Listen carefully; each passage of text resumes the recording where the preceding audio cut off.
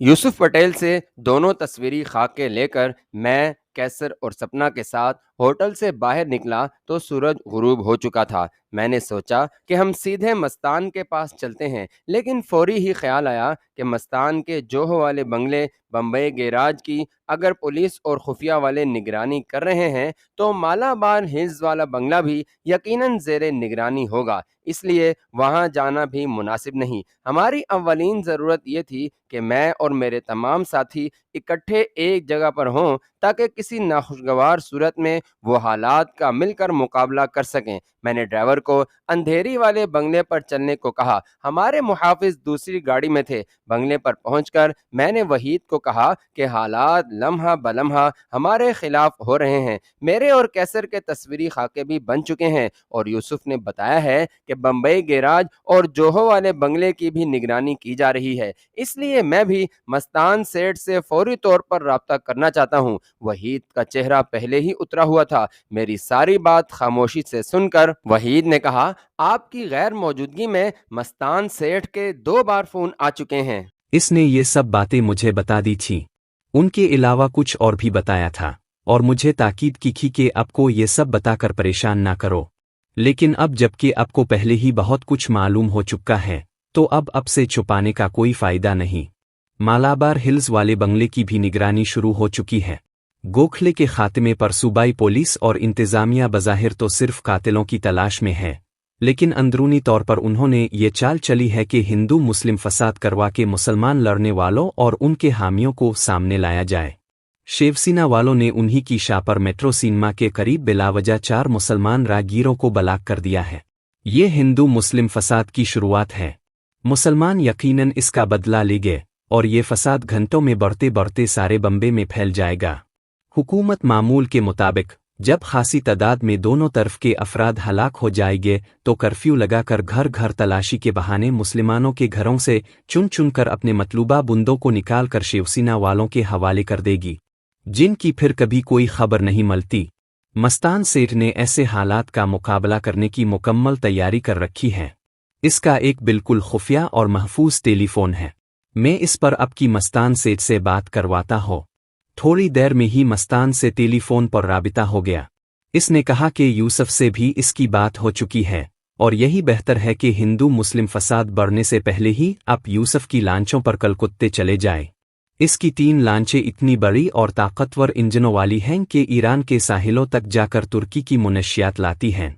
मैंने यूसुफ को कह दिया है कि कल रात आप सब की रवानगी का इंतजाम करे। कलकत्ते में मेरा नुमाइंदा आपका मुंतज़िर होगा और वो एक खुसूसी इस्टमर पर आपको बांग्लादेश में मतलूबा मकाम पर बहिफाजत पहुंचा देगा। मेरे 3 इंतहाई वफादार मुहाफिज यहाँ से बांग्लादेश तक आपको छोड़ने जाएंगे। मैं आपको आज रात ही आपका रुपया, जवाहरात और बड़ा असलहा भिजवा देता हूँ। हालात के पेश नज़र मुमकिन है मैं आपको अलविदा कहने ना आ सकूं। कलकत्ते पहुंचने पर आप मुझे फौरी तौर पर फ़ोन पर अपने बखैरियत पहुंचने की इत्तला दे। जब तक आपका फ़ोन नहीं आएगा मैं आपके लिए परेशान और फिक्रमंद रहूंगा। मस्तान ने कलकत्ते में अपने नुमाइंदे के टेलीफोन मुझे लिखवाए और कहा कि वो यूसुफ को दोबारा फ़ोन करके हमारी रवानगी के प्रोग्राम को कन्फर्म करने की इत्तला देगा। इसी रात हाजी मस्तान के आदमी 10 पंप एक्शन राइफलें और उनका येर सारा एमुनीशन और चकमा कबीले के तमाम जवाहरात और रुपया जो मैंने मस्तान के पास अमानतना रखवाया था लेकर आ गए। मैंने एक राइफल अपने लिए रखकर बाकी सब असलहा अपने साथियों में तकसीम कर दिया। 2 मशीन गिने और रिवाल्वर पहले ही सबके पास थे। मैंने उन्हें कल शाम रवानगी का बताया और कहा कि बिल्कुल सादा लिबास पहने। हमारी रवानगी का सुनकर कैसर और सपना ने भी हमारे साथ ही जाने पर इतना इसरार किया कि मैं इनकार ना कर सका। उन दोनों का कहना था कि वो अपने माजी के हर रिश्ते और ताल्लुक को ख़त्म कर चुके हैं और अगर मैं उन्हें अपने साथ ना ले गया तो वो यहाँ भटकते रह जाएंगे। मेरे बारहा कहने पर भी कि मुझे बालाखर पाकिस्तान जाना है, वो मेरे हमरा कम अज़ कम बनकाक तक जाने पर मिस्र रहे। अगला सारा दिन हमारी रवानगी की तैयारियों और पंप एक्शन राइफलों को लोड और अनलोड करने और उनसे निशाना बांधने की प्रैक्टिस में गुजरा। सरन शाम ही यूसुफ पटेल की 4 कारें हमें लेने के लिए आ गई। चंद मिनट के वक्फे से मस्तान की एक गाड़ी में इसके 3 मुहाफिज भी बांग्लादेश तक हमारे साथ जाने के लिए आ गए। शाम को 7 बजे हमारा काफिला घास बंदर की तरफ रवाना हुआ, जहां यूसुफ पटेल की 3 लांचें हमारी मुंतजिर थीं। हम घास बंदर पर गालियों से उतर ही रहे थे कि हाजी मस्तान और यूसुफ पटेल अपने मुहाफिजों के साथ वहां पहुंचे और बगैर कोई वजह बयान किए हमें फौरन वापस गालियों में सवार होने का कहा। चंद मिनटों में ही हम सब अपनी गालियों में वापस अंधेरी के बंगले की तरफ तेजी से रवाना हो गए। हाजी मस्तान और यूसुफ पटेल अपनी तमाम एहतियाती तदाबीर को नज़रअंदाज करते हुए घास बंदर पहुंचे थे। मैं हैरान था कि रवानगी के प्रोग्राम को आखिरी शक्ल देने के बाद, जबकि हम चंद मिनटों में लांचों में सवार होने वाले थे, का यक प्रोग्राम में तब्दीली क्यों हो गई। बंगले पर पहुंचकर मस्तान ने कहा कि हमारा सामान गालियों में ही रहने दिया जाए और मुझे कहा कि हम ड्राइंग रूम में चलते हैं। तुम साथियों को कह दो कि वो अपने कमरों में जाएं, क्योंकि 1 घंटे बाद रवानगी होगी और तुम हमारे पास ड्राइंग रूम में अकेले आ जाओ। मैं साथियों को हिदायत देकर ड्राइंग रूम में आया तो यूसुफ ने बात शुरू करते हुए कहा, यहाँ के हालात बहुत तेजी से खराब होते जा रहे हैं। मुझे थोड़ी देर कबल ही पता चला है कि कोस्ट गार्ड वाले हर गुजरने वाली लांच की सख्ती से तलाशी ले रहे हैं। इसके अलावा लांच के कलकत्ते जाते हुए श्रीलंका और भारतीय समंदर के बीच से गुजरना पड़ता है। मेरे लांच मास्टरों का कहना है कि समंदर के इस हिस्से में भारतीय और श्रीलंकन बहरिया बगैर चेकिंग के किसी को गुजरने नहीं देती। उनका मकसद श्रीलंका में तामुल नाडो कार्रवाइयों को रोकना है। इतने असलहे के साथ वहां से बगैर चेकिंग के गुजरना मुहाल है। हाजी मस्तान ने बात को आगे बढ़ाते हुए कहा, मेरे बॉम्बे सेंट्रल और विक्टोरिया पर रेलवे पुलिस में रेलवे के चंद मुसलमान बड़े एहलकारों के साथ बहुत अच्छे ताल्लुकात हैं। मैंने उनसे बात की है। आज रात ठीक 10 बजे आप और आपके साथियों के लिए हवाड़ा एक्सप्रेस पर जमशेदपुर जंक्शन के लिए एयर कंडीशन कोच के टिकट ले लिए गए हैं। हमारे मुहाफिज भी आपके साथ होंगे। रेलवे वालों ने जमशेदपुर तक आपको बहिफाजत पहुंचाने की जिम्मेदारी ली है, लिहाजा आप आज इस ट्रेन से रवाना हो जाएं। बम्बई में फसादात शुरू होने के बायस रेलवे स्टेशन तकरीबन सुनसान है। अब ये आपकी मर्जी है कि फसादात खत्म होने और हालात पुरसुकून होने तक यहाँ रहें या आज ही यहाँ से निकल जाएं। मैंने आज रात ही जमशेदपुर जाने का फैसला किया, जहाँ से कलकत्ता ज्यादा दूर न था। सब तदबीरें नाकाम हो जाएं तो इंसान को अपनी कश्ती लहरों के रहमो करम पर ही छोड़नी पड़ती है। जो कुछ भी पका था हमने जल्दी जल्दी जहर मार कर खाया और ठीक 9:15 बजे हमारी गाड़ियों का काफिला विक्टोरिया टर्मिनस की तरफ रवाना हुआ। रेलवे स्टेशन की गहमा गहमी खत्म हो चुकी थी, कुल्ली भी इक्का दुक्का ही थे। हाजी मस्तान के वाकिफ रेलवे के एहलकार और रेलवे पुलिस वाले हमारे साथ एयर कंडीशन कोचेस की तरफ रवाना हुए। यूसुफ और मस्तान मुझसे बगलगीर हुए और मस्तान ने मुझे कहा, मैंने इन एहलकारों और पुलिस वालों को साफ तौर पर कह दिया है कि अगर आप लोगों को थोड़ा सा भी गुजन पहुंचा तो इनके घर वालों की लाशें उन्हें मिलेंगी। मैं देख रहा था कि दोनों के चेहरों से परेशानी और घबराहट साफ आया थी। ठीक 10 बजे इंजन ने रवानगी का विसल दिया और ट्रेन रेंगती हुई आगे बढ़ने लगी। हाजी मस्तान और यूसुफ देर तक हाथ हिला हिला कर हमें अलविदा कहते रहे। गाड़ी स्टेशन से बाहर निकली तो मैं अपने कोपे में आया। इसमें नीचे की 3 बर्थों पर रेलवे की तरफ से फराहम करदा बिस्तर बिछे हुए थे। ऊपर की बर्थ पर मेरा और सपना का सामान था। सबसे ऊपर की बर्थ मस्तान के मुहाफिज ने संभाल ली थी। नीचे की 2 बर्थों पर मैं और सपना बैठ गए। डाइनिंग कार बंद होने से पहले हम सब के लिए चाय और बिस्कुट भेजे गए। मैंने तमाम साथियों को निहायत चूकना और अपना अपना असलहा तैयार रखने का कह दिया था। सोने से पहले मैंने तमाम साथियों के डब्बों में जाकर उन्हें मुख्तसर अल्फाज में रवानगी के प्रोग्राम में तब्दीली की वजह बताई, उन्हें मुतमईन करके और मजीद हिदायत देकर अपने कोपे में आ गया। हालात की संगीनी के पेश नज़र नींद तो खाक आनी थी। खासी देर तक मैं आंखें बंद किए जागता रहा और रात के आखिरी पहर के करीब मेरी आंख लग गई। मैं जब जागा तो खासा दिन चल आया था। ट्रेन फर्राते भरती छोटे स्टेशनों पर रुके बगैर उली जा रही थी। हम बम्बे और महाराष्ट्र के इलाके से निकल आए थे। बोगी के चारों दरवाजों के नज़दीक मस्तान के एहलकार पहरे की ड्यूटी पर बैठ चुके थे। सपना ने बताया कि रेलवे एहलकार 2 मरतबा नाश्ते का पूछने आ चुके हैं, मगर इसने उन्हें ये कहकर लूटा दिया कि मैं अभी सो रहा हो। मैं बाथरूम में नहाकर ताज़ा दम होकर बाहर आया तो नाश्ता आ चुका था। नाश्ते से फारिग होकर मैंने कैसर और नंबर 2 को भी अपने कोपे में बिलवा लिया। अब तक का हमारा सफ़र बखैर और आफियत तय हुआ था। हमारे हम सफ़र रेलवे के एक एहलकार ने मुझे बताया कि शाम 5:30 बजे हम जमशेदपुर पहुंच जाएंगे। ये ट्रेन अगरचे हौला कलकत्ता तक जाती है, लेकिन प्रोग्राम के मुताबिक हमें जमशेदपुर से पैसेंजर ट्रेन पकड़नी है। हमारे पास चूंकि बहुत ज़्यादा असलहा था, इसलिए ट्रेन की तब्दीली के दौरान ये असलहा कुल्लियों और रेलवे पुलिस की निगाह में भी आ सकता था। मैंने इस एहलकार को कहा कि वो जमशेदपुर जंक्शन से इसी ट्रेन से हमारे लिए कलकत्ता तक के टिकट खरीदे। मस्तान के हुक्म के मुताबिक इसे दौरान सफ़र मेरी हिदायत पर अमल करना था। चुनांचे मैंने इसे पैसे दिए और जमशेदपुर से वो हमारे लिए कलकत्ता तक के टिकट खरीद लाया। चूंकि अब ज़्यादा सफ़र बाकी नहीं था और मस्तान का खौफ भी था, लिहाजा उन सब एहलकारों ने ये फैसला किया कि हमें कलकत्ता स्टेशन से बाहर छोड़कर ही वो वापस जाएंगे। रात 10:30 बजे हमारी ट्रेन हौला पहुंची और हम सब ने स्टेशन से बाहर आकर टैक्सियां ली और रेलवे के एहलकार वापस स्टेशन पर चले गए।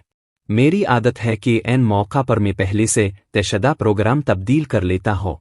मैंने पहले वाले होटल में ठहरने के बजाय स्टेशन पर लगे इश्तिहारी बोर्ड पढ़कर एक 4 स्टार चंदा होटल में ठहरने का फैसला किया।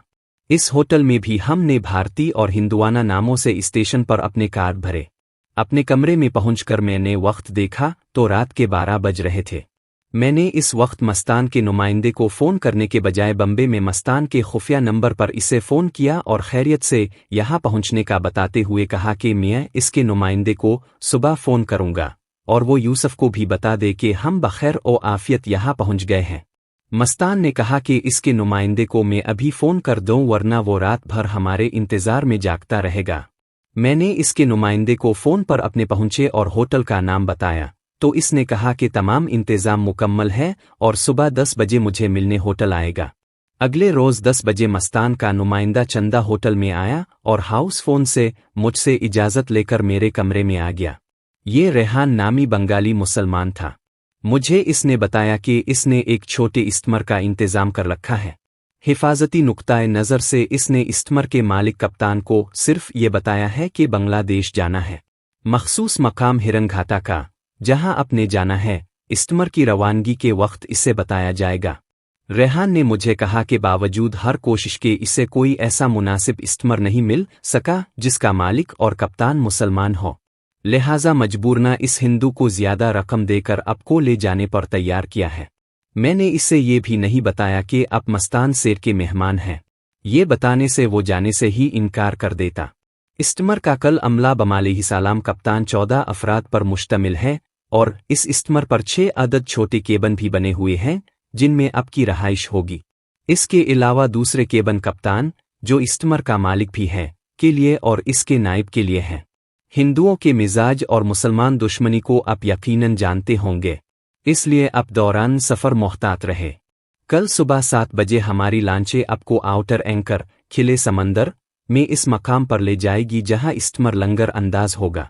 साहिल से लांचों पर इसलिए जाना होगा क्योंकि आप और आपके हमराहियों के पास पासपोर्ट नहीं है और सैर के बहाने आप लांचों पर जाएंगे। हमारी एक मखसूस लांच आप और आपके साथियों का सामान लेकर साहिल से 15 मिनट पहले चल पड़ेगी। मैं आपके साथ इस्टमर तक जाऊंगा। आपने जो असलहा मेरे पास बम्बई जाने से कबल रखवाया था वो भी सामान वाली लांच में आ जाएगा। रेहान ने जब अपनी सारी कारगुजारी बयान कर दी तो मैंने उससे कहा कि हाजी मस्तान ने अपने 3 आदमी हमें हिरन घाट तक छोड़ने के लिए भेजे हैं। मैं समझता हूँ कि हमें उनकी ज़रूरत नहीं, इसलिए कल सुबह हमारी रवानगी के बाद उन्हें वापस बम्बई भेज दिया जाए। रेहान ने कहा कि मैं अपने हाथ से उनकी वापसी लिख कर दूं वरना मस्तान सेठ उनका हशर नशर कर देगा। मैंने वहीं होटल के लेटर पैड पर मस्तान के नाम खत लिखकर रेहान को दिया जिसमें अपनी ख्वाहिश के मुताबिक उसके भेजे हुए मुहाफिजों को यहीं से वापस जाने का तहरीर किया। रेहान मुझसे इजाज़त लेकर हमारी रवानगी की मजीद तैयारियों के लिए चला गया। उसने कहा कि अगर समुंदर पुरसुकून रहा तो रवानगी के तीसरे रोज हम हिरन घाटा पहुंच जाएंगे। चौड़े पैंदे के ये स्टीमर साहिल से 7-8 मील के अंदर ही चलते हैं और ज्यादा गहरे समंदर में नहीं जाते। रेहान के जाने के बाद मैंने कैसर को अपने कमरे में बुलवाया और कहा कि तमाम साथियों को कल सुबह रवानगी के मुतालिक बता दे। اسٹمر کے کپتان کا ہندو ہونے کا سن کر مجھے ایک بات سوجھی۔ میں نے نمبر 2 قیصر اور رضی کو کمرے میں بلا کر کہا، دیکھو، اسٹمر پر رضی خود کو ہمارے گروپ کا لیڈر بتائے گا، کینگ کے کپتان اور دوسرا عملہ آپس میں بنگالی زبان میں باتیں کرے گے، اور رضی لیڈر کی حیثیت سے زیادہ وقت ان کے ساتھ گزار سکتا ہے اور ان کی باتیں بھی سمجھ سکتا ہے، لیکن وہ خود کو بنگالی زبان سے ناآشنا بتائے گا۔ سمجھ گئے؟ اب تک بھارتی ہندوؤں کے ساتھ جو وقت گزرا ہے اور جو واقعات پیش آئے ہیں، اس کے بعد تو میں کسی سام پر بھروسہ کر سکتا تھا، لیکن بھارتی ہندو پر نہیں۔ می نے کہا۔ اسٹمر پر پہنچتے ہی سب ساتھی اپنا اسلحہ تیار حالت میں رکھے اور دوران سفر 2-2 کی ٹولیوں میں گھومے، ہر وقت چوکنے رہے۔ کچھ دیر بعد ہی سپنا کا فون آیا۔ اس نے اجازت لی اور میرے کمرے میں آ گئی۔ وہ ادھر الفادر کی باتیں کرنے لگی، لیکن اس کی آنکھوں سے لگاتار ایک سوال جھلک رہا تھا۔ اس نے دل کی بات زبان پر لا کر ایک قدم تو خود بلا دیا تھا، لیکن اب اس پر عورت کی فطری حیا غالب تھی۔ وہ چاہتی تھی کہ میں خود اس موضوع کا آغاز کروں۔ میں نے اس کے دل کی کیفیت سمجھتے ہوئے کہا، دیکھو سپنا، جو خواب تم دیکھ رہی ہو، اس کی تعبیر الٹ بھی ہو سکتی ہے۔ حالات کے پیش نظر میں نہ تو فوری کوئی حتمی جواب دے سکتا ہوں اور نہ ہی چاہتا ہوں کہ تم جذبات کے دھارے میں بہہ کر اتنا بڑا فیصلہ جلدی کر لو۔ سوچ سمجھ کر، ہر پہلو کو دیکھ کر جو فیصلہ کیا جائے وہی درست اور دیر پا ہوتا ہے۔ وقت کی ٹھوکروں نے مجھے اپنے جذبات پر قابو پانا سکھایا ہے۔ میں اب تم سے صرف یہ وعدہ کر سکتا ہوں کہ ہرن گھاٹا پہنچ کر میں تمہیں اپنے فیصلے سے آگاہ کروں گا۔ میں نے اس سے کہا، تم میرے ساتھ ہی ہو، قدرت کو جو منظور ہوگا وہی سامنے آ جائے گا۔ پھر میں نے آہستہ آواز میں کہا، جوانی میں قدم رکھتے ہی تم نے مردوں کی زیادتیاں اور چیرہ دستیاں دیکھے، اب دارجلنگ میں اپنے مینیجر اور رشتہ داروں کی بے ایمانی کا سامنا کیا۔ تم خود کو بے سہارا سمجھتی ہو اور تمہیں مضبوط بازوؤں کی ضرورت ہے۔ میں پوری کوشش کروں گا کہ یہ سہارا بھی تمہیں ملے۔ سپنا نے تحمل سے میری بات سنی۔ شاید میں نے اس کے دل کے تار چھو دیے تھے۔ وہ پلٹی جانے لگی، لیکن 2-3 قدم کے بعد ہی اچانک پلٹ کر میرے پاس آئی اور روتے ہوئے میرا سینہ تھام لیا۔ آنسوؤں کی جھڑی لگ گئی۔ میں چاہتا تھا کہ وہ جی بھر کے رو لے تاکہ دل کا بوجھ نکل جائے۔ میں نے اسے نرمی سے الگ کیا اور صوفے پر بیٹھنے کو کہا۔ جب اس کا رونا تھما تو میں نے کہا، ہم کل صبح یہاں سے روانہ ہو رہے ہیں، ہرن گھاٹا سے بنکاک اور پھر پاکستان جائیں گے۔ تم ابھی قیصر اور نمبر 2 کے ساتھ جا کر کپڑے اور ضروری چیزیں خرید لو۔ یہ لو 20,000 روپے، خریداری کر لو۔ میں چاہتا تھا کہ سپنا کا دھیان بچ جائے۔ سب ساتھی بھی کلکتے کی آخری بار سیر کے لیے سپنا، قیصر اور نمبر 2 کے ساتھ نکل گئے۔ دوپہر کے بعد سب واپس آئے اور شام تک ہم روانگی کے لیے تیار تھے۔ میں نے مستان کو فون کیا اور بتایا، ریحان نے کل صبح ہماری روانگی کا انتظام کر دیا ہے، میں بنکاک سے آپ کو فون کروں گا۔ مستان نے بمبے کے حالات بتاتے ہوئے کہا، ہندو مسلم فساد میں شدت آ گئی ہے۔ یہ فساد احمد آباد تک پھیل چکا ہے۔ ہمارے ٹھکانوں پر سخت نگرانی ہے۔ گوکھلے کے معاملے میں ہم ظاہر الف ملوث نہیں تھے، اس لیے ہم پر ہاتھ نہیں ڈالا گیا، لیکن آنے جانے والوں سے باہر ہی باہر پوچھ گچھ ہو رہی ہے۔ تصویری خاکوں سے ملتے کئی پٹھان پکڑ لیے گئے ہیں اور وکیل انہیں چھڑوانے میں دن رات لگے ہیں۔ پھر مستان نے سنجیدگی سے کہا، فسادات میں 8 مسلمان اور 35 سے زیادہ ہندو مارے گئے ہیں، سینکڑوں زخمی اسپتالوں میں ہیں۔ اس بار مسلمانوں نے جواب دیا ہے، ہندوؤں کے حملہ آور گروہوں کو ختم کر کے گٹروں میں پھینک دیا ہے۔ بمبے کے گٹروں کا قطر 1 منزلہ مکان سے بھی بڑا ہے۔ میں نے مستان سے کہا، حالات ایسے ہیں کہ شاید مجھے بہت جلد دہلی اور بمبے آنا پڑے، اور اگر ایسا ہوا تو میرے حلیے کو بڑے سے بڑا ماہر بھی پہچان نہیں پائے گا۔ یوسف پٹیل کا میری طرف سے شکریہ ادا کرنے کا کہہ کر میں نے فون بند کر دیا۔ اگلی صبح 6:30 بجے صبح ہی ہم سب اپنے ہوٹل سے چیک آؤٹ ہوئے۔ ساحل سے اسٹیمر تک کا سفر ایسا مختلف راستے سے تھا کہ بغیر کسی قسم کی چیکنگ اور کوسٹ گارڈ کی نگاہوں میں آئے ہم بخیریت اسٹیمر تک پہنچ گئے۔ میرے ساتھیوں نے سارا سامان اسٹیمر میں منتقل کیا۔ ریحان نے میری ہدایت کے مطابق رضی کو گروپ لیڈر کے طور پر کپتان سے متعارف کروایا اور ہمیں الوداع کہہ کر لانچ میں واپس چلا گیا۔ اسٹیمر نے لنگر اٹھایا اور تیزی سے مقررہ سمندری حد پر جا کر بنگلہ دیش کی طرف روانہ ہو گیا۔ 1-2 برتھوں والے کیبن میں میرا سامان رکھ دیا گیا۔ میں اسٹیمر کا جائزہ لینے کے لیے عرشے پر آیا تو دیکھا کہ رضی پہلے ہی کپتان کے ساتھ کھڑا ہے۔ میں بھی ان میں شامل ہو گیا۔ دونوں نے مجھے نظر انداز کرتے ہوئے اپنی گفتگو جاری رکھی۔ میری ہدایت کے مطابق رضی کپتان سے اردو میں بات کرتا تھا اور کپتان بنگالی اور ہندی ملی اردو میں جواب دے رہا تھا۔ رضی نے اس سے سفر کے دوران خوراک کے متعلق پوچھا تو کپتان نے کہا کہ ذیحان یعنی ریحان صاحب آپ سب کے لیے کھانے پینے کے اشیاء کا خاصا ذخیرہ اسٹیم میں صبح ہی بھجوا چکے ہیں۔ میں انہیں چھوڑ کر اسٹیمر کے انجن روم کی طرف جانے لگا تو کپتان نے سخت لہجے میں مجھے کہا ادھر جانے کی اجازت نہیں ہے۔ میں خاموشی سے پلٹ آیا۔ میری چھٹی حس کہہ رہی تھی کہ کچھ نہ کچھ گڑبڑ ضرور ہے۔